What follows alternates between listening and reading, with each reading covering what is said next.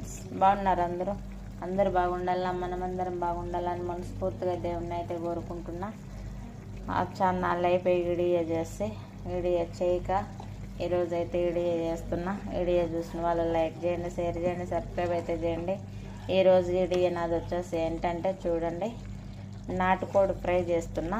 ముందు తిరగబాత వేసేటప్పుడు అన్నీ ఏమేమి వేసుకోవాలనే వీడియో చేద్దామని చేశాను, కానీ మాకు ఆవిడైతే వచ్చేసింది, చేయలేకపోయాను. ఫస్ట్ వచ్చేసి ఎర్రగడ్డలు చిన్న చిన్న ముక్కల కింద తరిగేసుకోవాలా.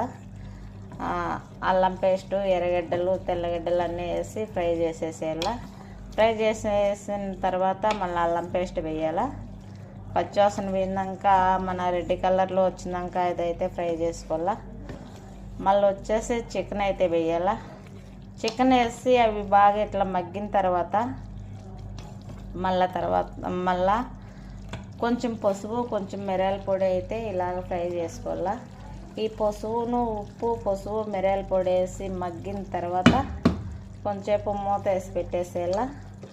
మళ్ళీ తర్వాత వచ్చేసి అయితే మళ్ళా మన గరం మసాలా పొడి, చికెన్ మసాలా పొడి అలాంటివన్నీ వేసి పెట్టుకోవాలా. నేనైతే ఉప్పు ఎప్పుడు మామూలుగానే వేసేస్తాను, అందాస్తున్నా. ఎందుకంటే వంటలు చేస్తూ ఉంటాం కాబట్టి ఎప్పుడు 24 గంటలు మన ఇంటికాడలాగా పొద్దున్నే సాయంత్రము పప్పు రసమ పెట్టేసి తినేసినామా అనేట్టు కుదరదు కదా. కోయట్లో అయితే ఎప్పుడైతే ఇలాగే చేయాలా. ఎప్పుడు కోయట్లో చికెను, మటను, చేపలు అవి చెడి బడి అడ్డమైన గడ్డి అంతా చేస్తూనే ఉండాలి కాబట్టి అలాగ చేసి అలవాటు అయిపోయింది.